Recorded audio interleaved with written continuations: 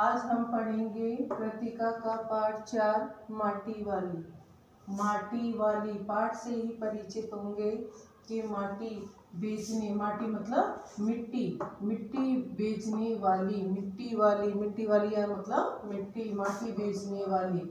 इस माटी वाली पाठ के जो लेखक हैं वो हैं विद्यासागर नौटियाल।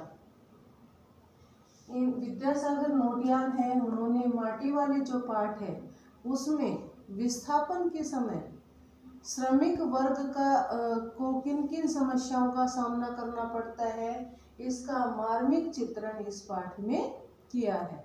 विस्थापन क्या होता है? विस्थापन देखो,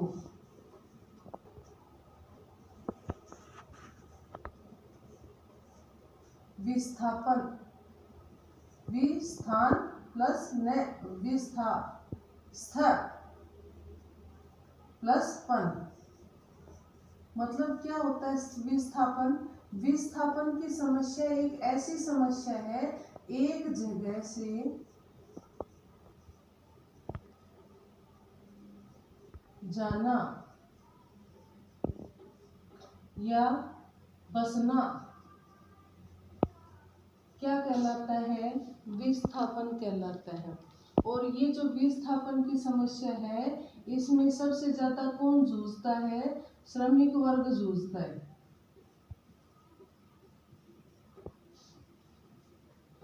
कौन जूझता है? श्रमिक वर्ग। माटी वाली जो पाठ है उसमें इसी को दर्शाया गया है।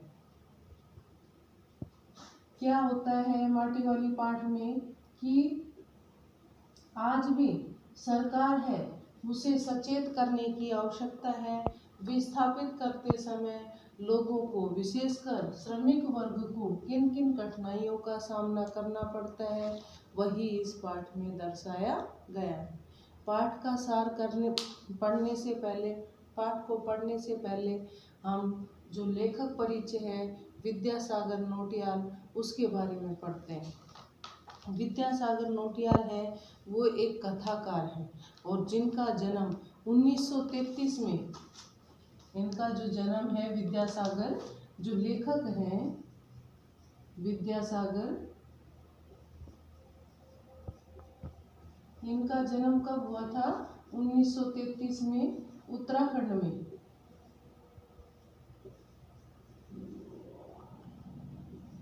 उत्तराखंड में हुआ था। उत्तराखंड के टिहरी जिले के माली देवल गांव में हुआ था। ये जिला उत्तराखंड का एक जिला है टिहरी। टिहरी जिले के मालवी गांव में। अब देखो इसमें ये जो पाठ है माटी वाली, इसमें इसी जिले की, टिहरी जिले का ही वर्णन किया गया है। यहाँ पर टिहरी एक बांध को भी नाम दिया गया है। टिहरी एक बांध है, कहाँ पर? और उस बांध की सुरंगों को खोल दिया जाता है, पानी की आपाधापी मच जाती है और लोग एक जगह से दूसरी जगह जाने के लिए मजबूर हो जाते हैं। आगे है, उन्होंने उच्च शिक्षा वाराणसी से प्राप्त की। उन्होंने अपनी कहानियों में पहाड़ी जीवन का यथार्थ चित्रण बड़ी कुशलता से किया है। इनकी कथा भाषा में स्थानीय मिट्टी की सुगंध रची बसी। स्थानीय मिट्टी की सुगंध रची बसी का मतलब है कि जो ग्रामीण क्षेत्र के लोग हैं, पहाड़ी क्षेत्र के जो लोग हैं, उनके जीवन का वर्णन उन्होंने किया है, उनके संघर्षपूर्ण जीवन का वर्णन उन्होंने किया। उनका निधन 2012 में हुआ।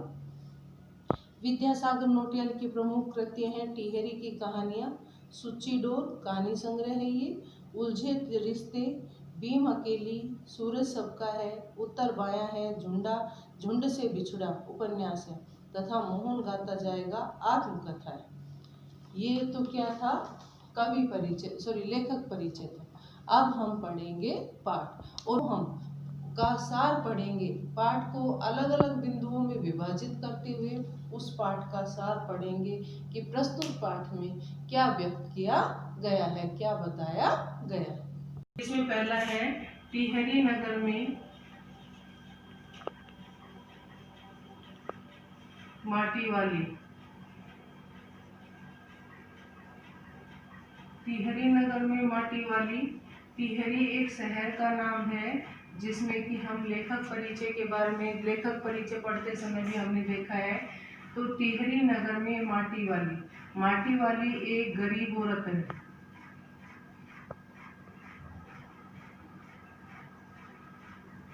गरीब औरत है और वो क्या काम करती है? माटी बेचने का काम करती है। तो पाठ के शुरुआत में हम पढ़ेंगे कि टिहरी एक शहर है, उसमें एक औरत है, गरीब औरत, हरिजन बुढ़िया। जो हरिजन आप जानते हैं, जो निम्न श्रेणी के लोग जो होते हैं, जैसे कि अलग अलग वर्गों में बांटा गया है, ब्राह्मण, क्षत्रिय, ब्राह्मण, वैश्य और शूद्र। तो हरिजन महिला है माटी वाली, वह क्या करती है? टिहरी शहर में माटी बेचने का काम करती है। वह अपने सिर पर, ये जो गरीब औरत है, ये सिर पर एक कनस्तर लेकर, कनस्तर जैसे पीपा वगैरह होता है और उसके ऊपर का कवर उतार दिया जाए, ढक्कन उतार दिया जाए, उसमें क्या करती है कि सबके घर माटा खान से माटी खोदती है और सब टिहरी शहर में जितने भी लोग रहते हैं उन सब के घर माटी पहुंचाने का काम कौन करती है? माटी वाली करती है। माटी वाली का कोई प्रतिद्वंदी नहीं है। कहने का मतलब ये है कि माटी वाली जो काम करती है वह दूसरा काम करने वाला और कोई नहीं है। इसलिए पूरे शहर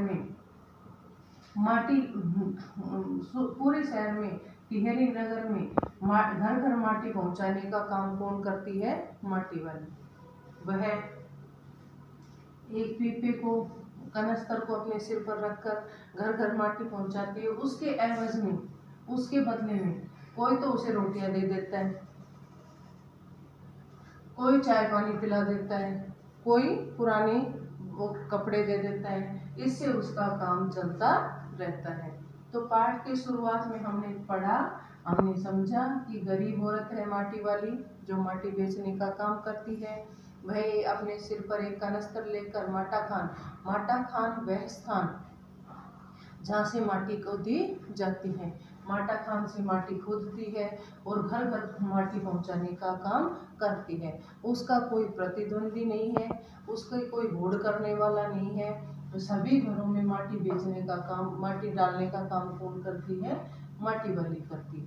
इसके एवज में उसे रोटियां और कपड़े मिलते हैं। दूसरा है अपना माटी वाली की व्यवस्था। अगर हम इसी को पहले पढ़ लेते हैं थोड़ा सा, माटी वाली की व्यवस्था।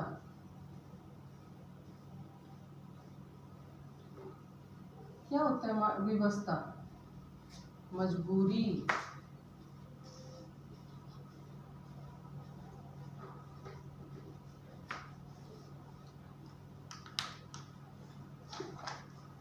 माटी वाली का क्या मजबूरी है? किस कारण से वह माटी बेचने का काम करती है? बुजुर्ग महिला है, बूढ़ी औरत है, गरीब है, वह क्या काम कर रही है? माटी बेचने का काम कर रही है, जगह जगह माटी डालने का काम कर रही है। ऐसा काम करने की उसकी क्या मजबूरी है? तो ये माटी वाली की व्यवस्था है। माटी वाली का जो पति है वह बूढ़ा और अशक्त है। अशक्त मतलब वह व्यक्ति जो कार्य करने में सक्षम नहीं है, वह बीमार पड़ा रहता है। माटी वाली जिन घरों में मिट्टी देती है उन घरों की महिलाएं उसे 2 रोटी और कभी कभी क्या देती है? चाय देती है। जिस घर में उसने मिट्टी दी उस घर के मालकिन ने उसे 2 रोटी और चाय लाने रसोई में गई तो माटी वाली ने रोटी के एक सिरे पर रखे कपड़े में लपेट ली, दूसरी रोटी उसने चाय के साथ खा ली। मतलब यहाँ पर जो माटी वाली है वह एक घर में माटी डालने गई, वहाँ पर जो घर की मालकिन थी उसने माटी वाली को 2 रोटियां दे दी। उसी समय घर के मालकिन ने चाय बनाई और वह चाय देकर और 2 रोटियां देकर क्या कर चली गई? अपनी रसोई में चली गई। माटी वाली की मजबूरी थी क्योंकि उसका पति क्या था? बूढ़ा और अशक्त था। उसने वो 2 रोटियां अपनी एक जो कपड़े का ढीला बना रखा था, मतलब गोल आकार का बनाकर उस पर कनस्त रखने का काम करते थे, उस ढीले को खोलकर फटाफट उस कपड़े को खोलकर उसके एक छोर में उन 2 रोटियों को बांध लेती है। क्यों बांध लेती है? क्योंकि उसे घर जाकर खाना बनाने का समय नहीं है, उसके पास इतने संसाधन भी नहीं है कि वह दोनों समय का भोजन तैयार कर सके। और वह ऐसी अभिनय करने लगती है, ऐसी एक्टिंग करने लगती है कि जैसे वो क्या कर रही है, रोटी खा रही है। वह जल्दी जल्दी उस चाय के साथ, वो हालांकि रोटी खाती नहीं है लेकिन वो ऐसा दिखावा करती है। तो उसने कहा, मालकिन ने कहा कि रोटी, भाई साग तो कुछ है नहीं, तो चाय है। तो उसने कहा, मालकिन चाय तो बहुत बड़ा साग हो जाती है, यानी चाय के साथ अच्छी तरह से भोजन किया रोटी खाई जा सकती है। फिर जो मालकिन है वह पीतल के गिलास में माटी वाली को चाय दे के जाती है। माटी वाली कहती है कि ये तो पूर्वजों की धरोहर है, आज घरों में पीतल के बर्तन दिखाई नहीं देते, या तो स्टील के भांडे दिखाई देते हैं, यानी ये पूर्वजों की जो धरोहर है इसे बहुत कम लोगों ने संभाल कर रखा हुआ है। उसके बाद है बूढ़े पति की मृत्यु।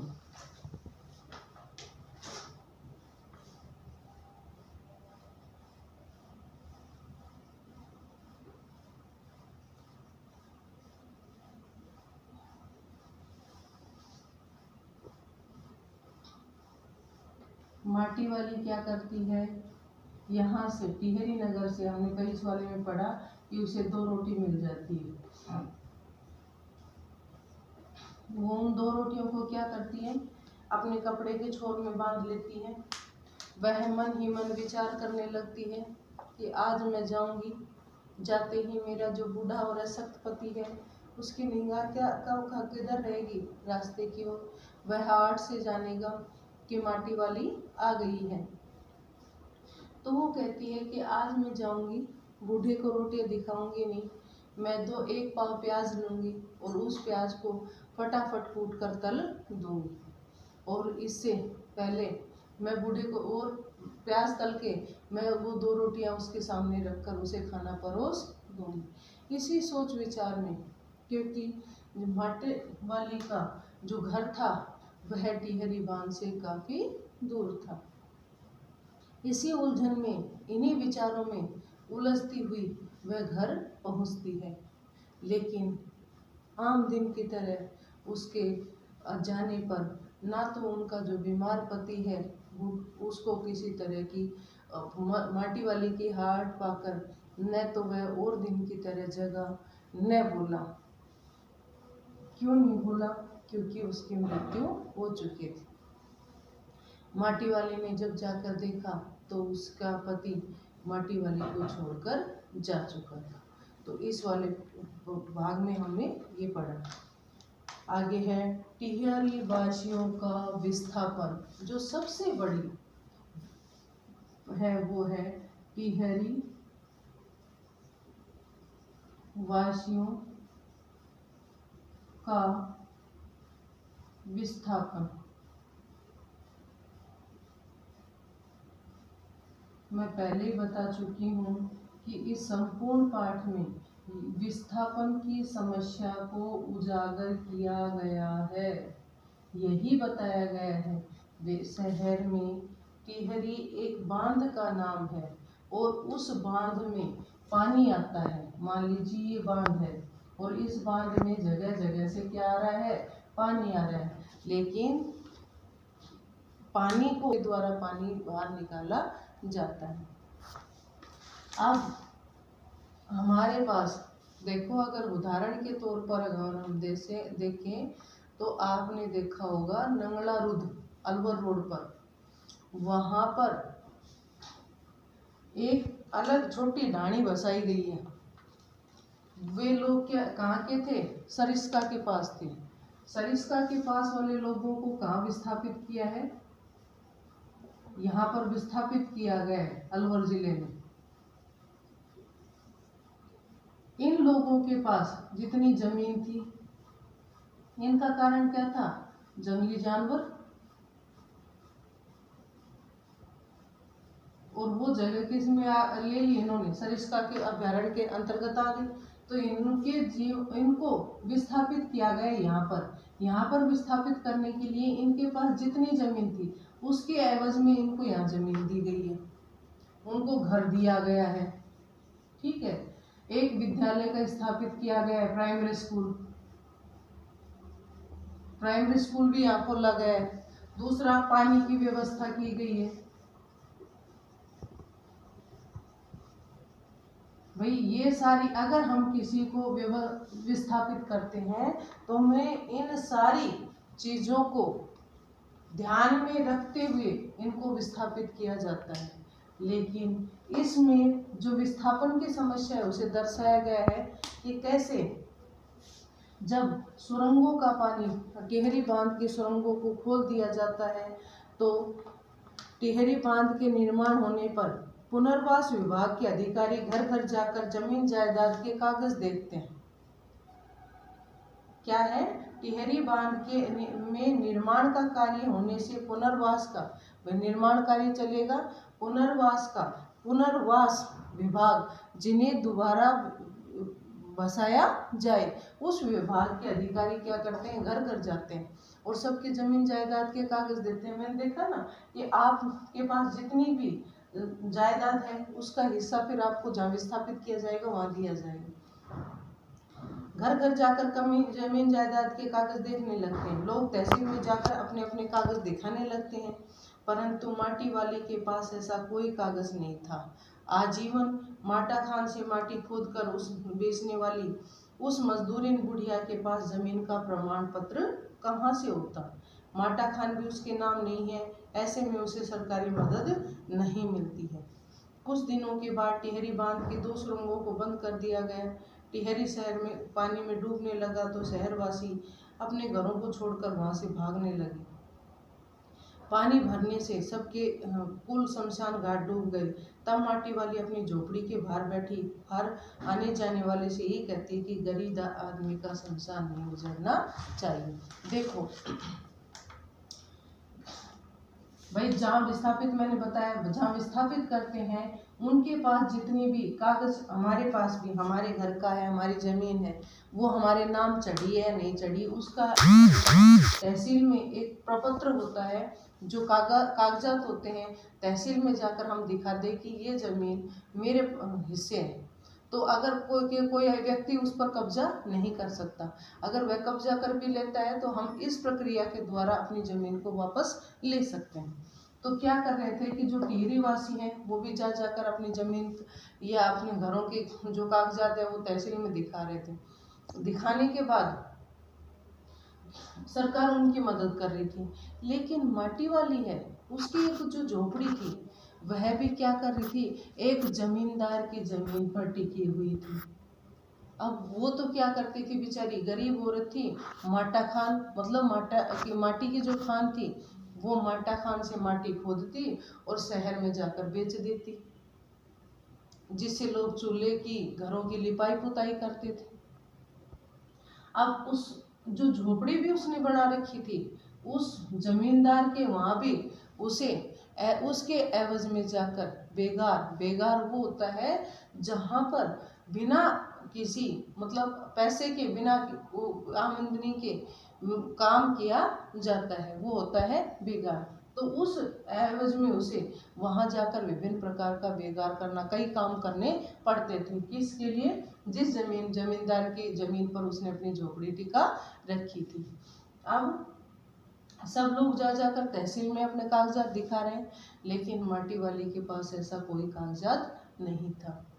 जब टिहरी बांध की सुरंगों को बंद कर दिया गया, सुरंग बंद कर दी गई, तो पानी किस में बंद गया? टिहरी बांध में रुक गया। भाई सुरंगों के द्वारा तो पानी को आगे निकाल दिया जाता है, लेकिन अब क्या करें? पूरे शहर में आपाधापी मच जाती, सब लोग घर छोड़ कर जाने लगते हैं। अब उनके पास तो दूसरी जगह जाने का स्थान उन्हें मिल चुका था, लेकिन माटी वाली जो थी उसके पास ऐसा कुछ भी नहीं था। सब पुल, शमशान घाट सब पानी में, चारों तरफ पानी पानी हो जाता है, सब कुछ डूबने लगता है। माटी वाली अपनी झोपड़ी के बाहर बैठी कहती है, गरीब आदमी का शमशान नहीं उजड़ना चाहिए। इस पंक्ति का अर्थ ये है कि गरीब आदमी का कुछ भी नहीं छीनना चाहिए। यदि उसका छिन जाता है तो वह कहाँ जाए। इस विस्थापन की समस्या को इस पाठ में दर्शाया गया है कि कैसे श्रमिक वर्ग इस समस्या से जूझता है। विस्थापन की समस्या हो जाती है, लेकिन ऐसी समस्या में सरकार को ऐसे ठोस कदम उठाने चाहिए जिससे कि इस तरह के जो श्रमिक वर्ग है वह इस समस्या से न जूझे। सरकार को चाहिए कि जिस जगह पर लोगों को विस्थापित किया जा रहा है उस जगह पर समुचित जो आवश्यकताएं उनकी पूर्ति होनी चाहिए। विद्यालय, खुला वातावरण, शिक्षा के अवसर होने चाहिए, जल की आपूर्ति होनी चाहिए और खुला वातावरण होना चाहिए, आवागमन के साधन होने चाहिए। और इसके साथ साथ जिन श्रमिक वर्गों के पास आवासीय योजना के तहत जिन लोगों के पास रहने के घर नहीं है, उस आवासीय योजना के तहत उन्हें घर उपलब्ध कराने चाहिए। ये विस्थापन की समस्या है। इसमें प्रश्न भी है, विस्थापन की समस्या पर एक अनुच्छेद लिखिए। तो ये था हमारा पाठ माटी वाली। प्रश्नोत्तर। अब प्रश्नोत्तर तो हम करेंगे अभ्यास में। पहला प्रश्न इसमें दिया गया है, शहरवासी सिर्फ माटी वाली को नहीं उसके कंटर को भी अच्छी तरह पहचानते थे। कंटर शब्द मैंने बताया था कनस्तर।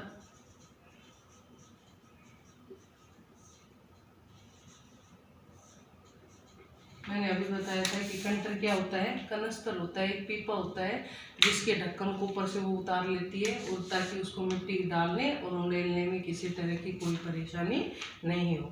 तो शहर वाले सिर्फ माटी वाली को नहीं उसके कंटर को भी अच्छी तरह पहचानते थे। आपकी समझ में वे कौन से कारण रहे होंगे जिनके रहते माटी वाली को सब पहचानते थे?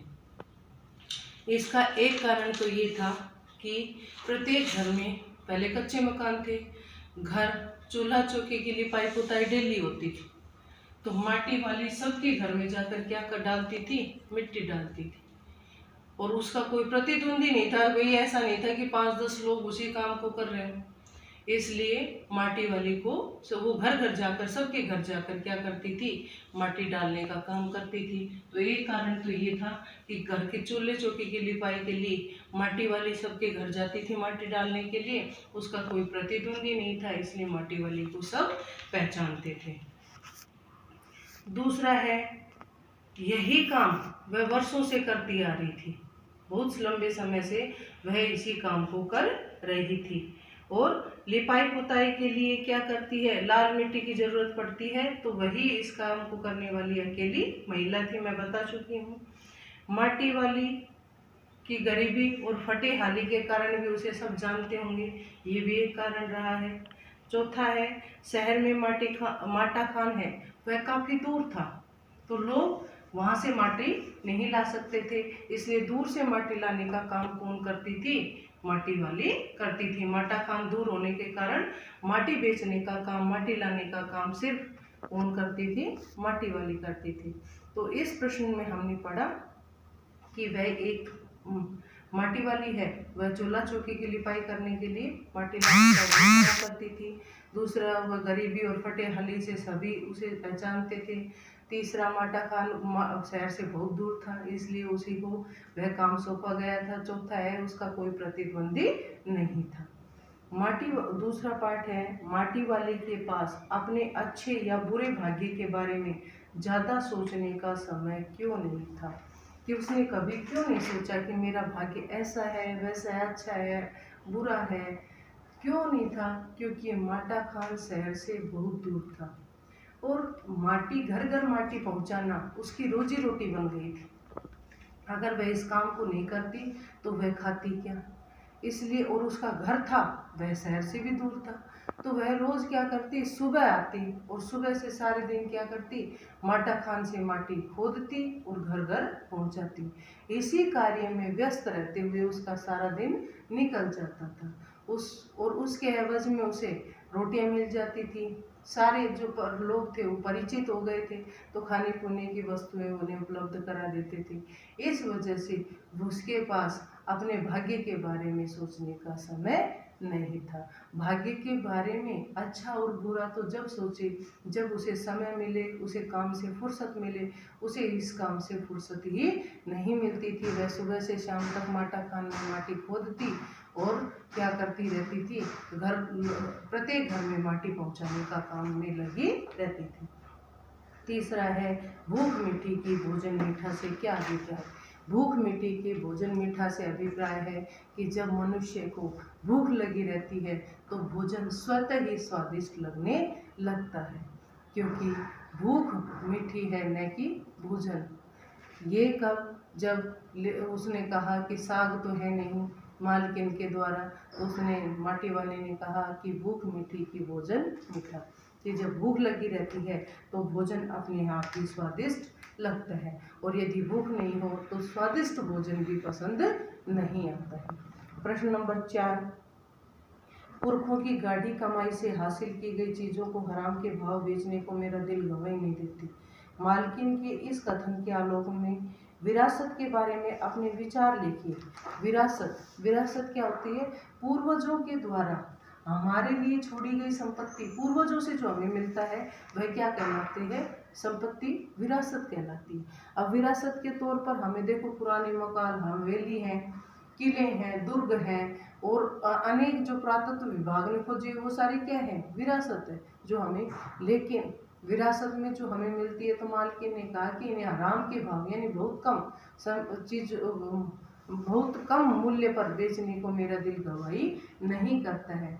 तो आज की आलोक में, आज के उसमें देखें तो इस में हम क्या कर रहे हैं कि जो पूर्वजों की विरासत है उसे हम क्या कर रहे हैं, जो हमारे पास पीतल के बर्तन है, कोई घर में रखना पसंद नहीं करते, क्योंकि आज हम क्या कर रहे हैं कि जो नए नए साधन आ रहे हैं हम नया नया अर्जित करने की कोशिश करते हैं। उसकी जगह पीतल के बर्तनों की जगह स्टील ने ले लिया है, चीनी मिट्टी के बर्तनों ने ले ली है। ये सारी क्या है? हमारी विरासत है, और हम उन विरासत को धीरे धीरे बेच देते हैं।